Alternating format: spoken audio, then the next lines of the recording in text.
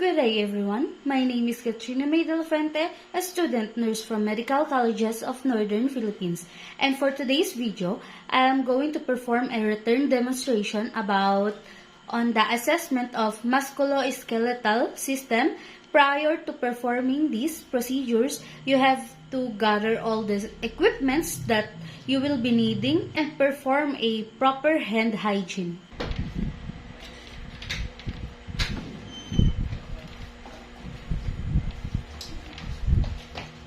Good evening, ma'am. I am Katrina Mae Dela Fuente, student nurse for today, and I'll be here from 8 p.m. till 4 a.m. in order to assist you in all of your needs. So, since I don't see any armband in your hand, can you please verify your full name and date of birth for me? Karin, and your date of birth po?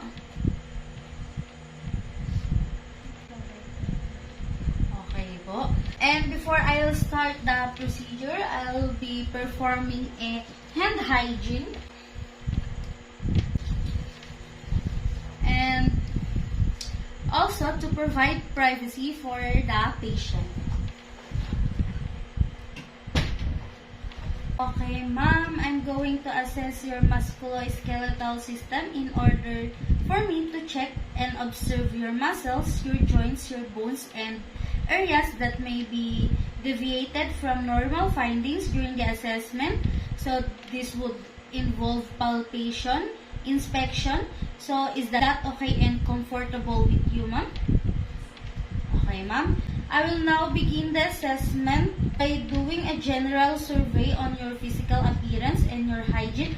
Okay po, can you please stand up for me po? Okay po. Okay, you can sit down na po.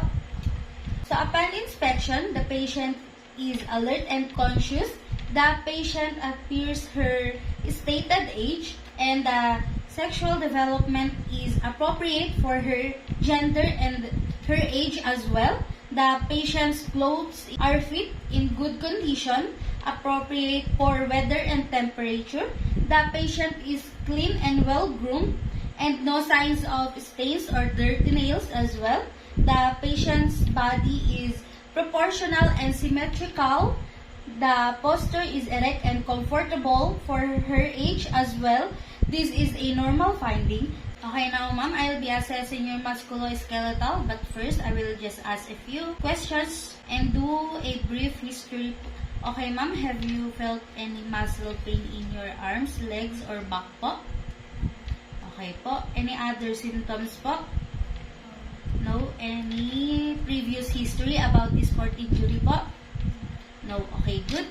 Okay, so next I'll be assessing the patient's neck movement if they are an observer, if there are any limitations. To touch your shoulders using your chin side to side po. Side. Hindi ba? Ganito ko. Tapos ganito. Tapos side ulit. Side ulit. Side. Okay. Can you move your head up and down po? Up and down. Okay po. Do you feel any pain po? Any discomfort po? Okay, there are no signs of any limitations on the patient's neck movement, so this is a normal finding. Next, I'm going to inspect the upper extremities of the patient and observe for the skin color if there are any presence of lesions, rashes, or masses. Okay, ma'am, can you put your hand on your lap po? The other one po.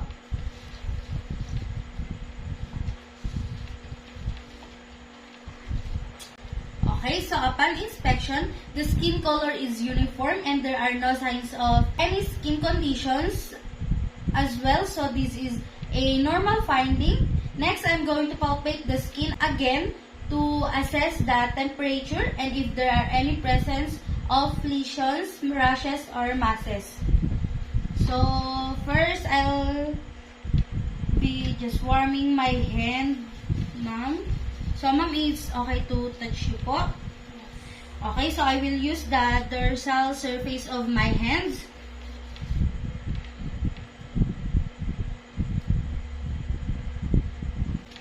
Okay, good. so the skin temperature is uniform. There are no signs of any lesions, rashes. So this is a normal finding. Next, I'm going to inspect for the muscle size of the patient in arms, thighs, and calves. Okay, ma'am, can you please lay out your hands on your lap po?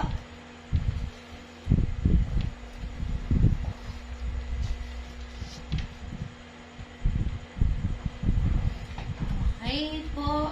So, upon inspection, the patient's body is equal. Size of her arms, thighs, and calves are proportional as well. So, this is a normal finding. So, next, I'm going to assess for the muscles of the patient if there are any contractures. Okay, ma'am, I will possibly move your hips. Is that okay with you po?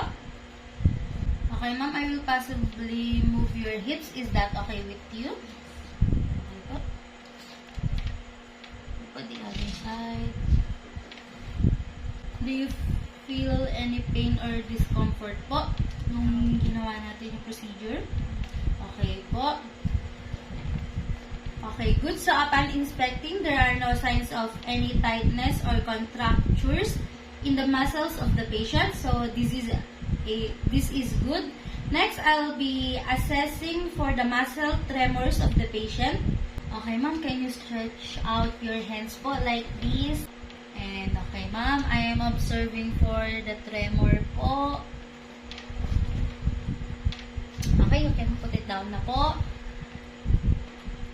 Okay, based on my observation, the patient didn't have any shaking movements or unsteady movements, which is good and a normal finding. So next, I'll be assessing the muscle strength, and this time, I'll continue in her deltoid muscle. Okay, ma'am, can you stand up po? Can you lay your hands like this po? Like this. And kindly resist on my force. So, here is the deltoid muscle. Okay po. Okay, good. Next. Do it again on the biceps.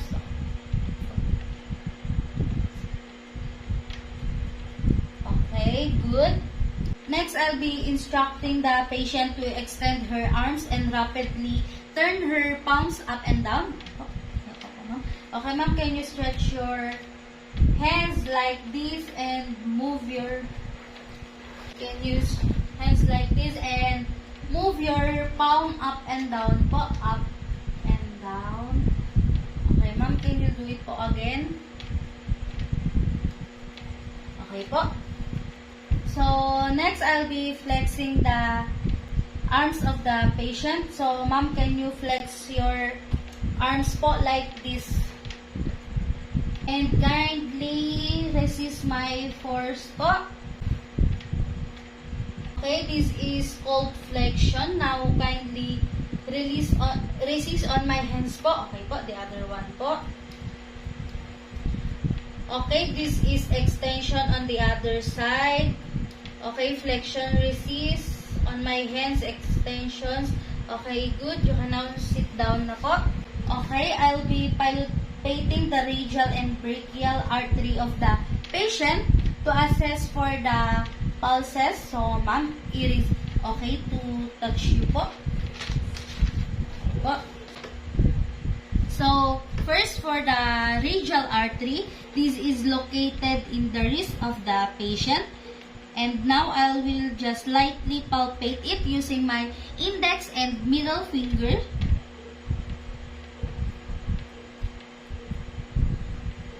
Okay, next for the brachial artery, which is located at the inner surface of the elbow.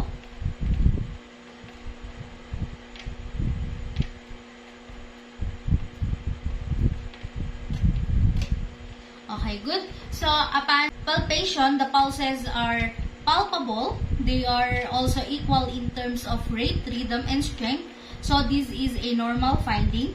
So, ma'am, I will let my patient squeeze my two hands. Okay, ma'am, can you please squeeze my two hands po? As the patient squeeze my fingers, it is not hard or loose. And sakto lang yung pag-squeeze niya and it is appropriate in her age. Now that I am done assessing for the upper extremities of the patient, I will now proceed in assessing for her lower extremities. So I'll assist the patient in a supine position. Okay po, ma'am.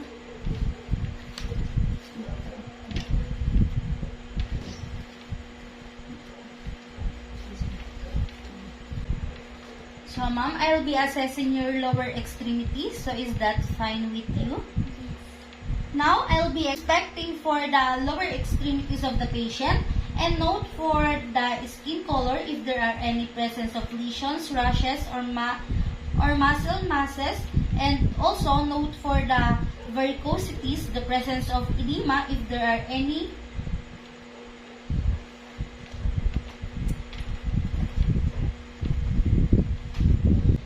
Okay, upon inspection, the skin color is uniform and I don't see any lesions, rashes, and masses. The veins are flat and barely seen under the skin. The nails are short, pink, and clean. No signs of swelling in the muscles, and this is a normal finding. Next, I'll be palpating the skin of the patient to assess for the skin temperature as well as the pulses in her lower extremities.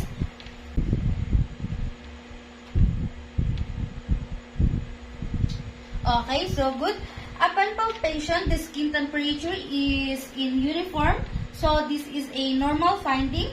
Next, I'll be assessing for the different pulses of the patient, starting off in the popliteal artery. This is just located at the back of the knee.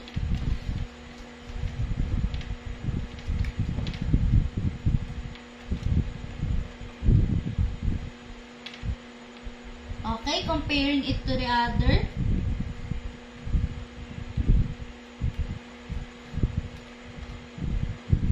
Can you relax po, ma'am? Next, for posterior tibial artery of the patient. This is located in the medial malleolus. So, for the other artery of the patient, in the lower extremities, which is dorsalis pedis. So, this is located in the dorsum of the patient. Okay, good. So, upon palpation, the pulses are palpable and they are equal in terms of rate, rhythm, and strength. So, this is a normal finding. Next, I'll be performing the straight leg test on the patient to assess if there are any tenderness or pain. I'll be performing this on the lower extremities. Okay, ma'am, I will touch your legs. Is that okay with you? Just tell me if you feel any tenderness or pain pa.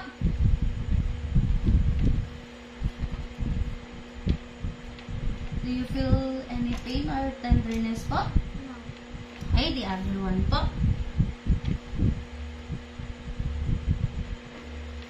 So, upon inspection, there are no signs of tenderness or pain. Therefore, the patient is negative for elastic waist test. So, now I'll be performing the range of motion in the lower extremities. So, starting off with the hip abduction. So, can you move your right leg towards the midline? Wait. Towards the midline po. Okay. On your left leg po. Do you feel any pain po? Okay. Next, for the hip adduction. So, when... Okay, ma'am. Can you raise your hips po? Do you feel any discomfort po? Okay. Okay, good. For legs, for knee flexion po. Knee flexion. Do you feel any discomfort po? Good. And for knee the other one po. Okay, good. And next, for the knee extension. Okay po, ma'am. Do you feel any discomfort po? Okay, the other one po.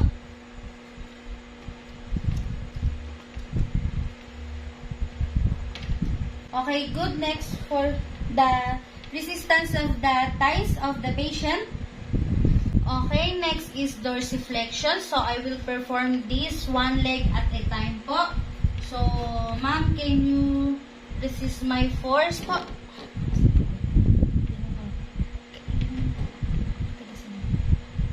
The other one po. Okay, ma'am, next po is plantar flexion.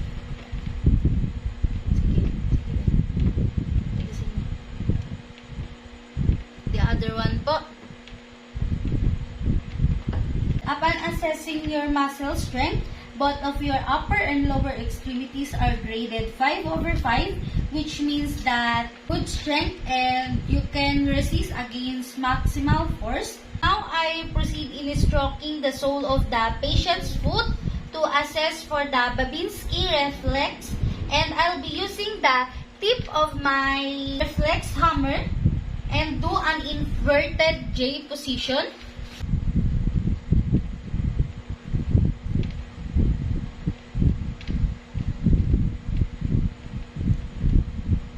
Okay, the other one po.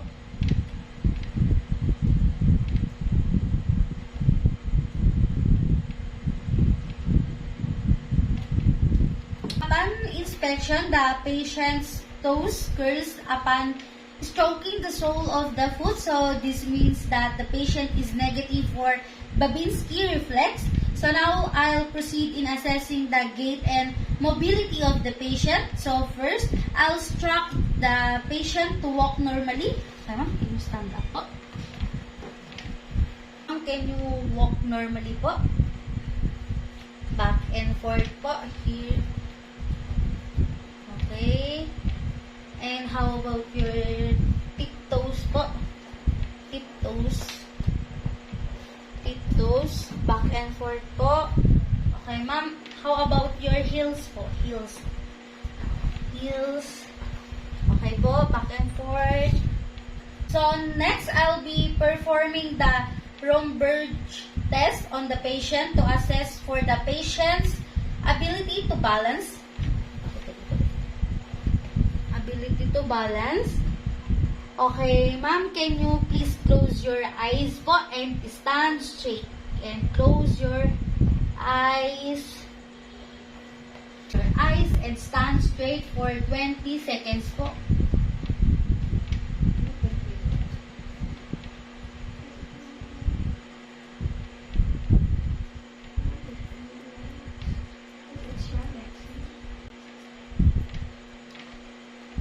Okay po. Upon inspection, the patient was able to maintain her balance and there are no signs of unsteady movements upon performing the Romberg test. So, this is a normal finding. And thank you, ma'am, for cooperating in our assessment for today. And that would be all. Again, I will perform the hand hygiene.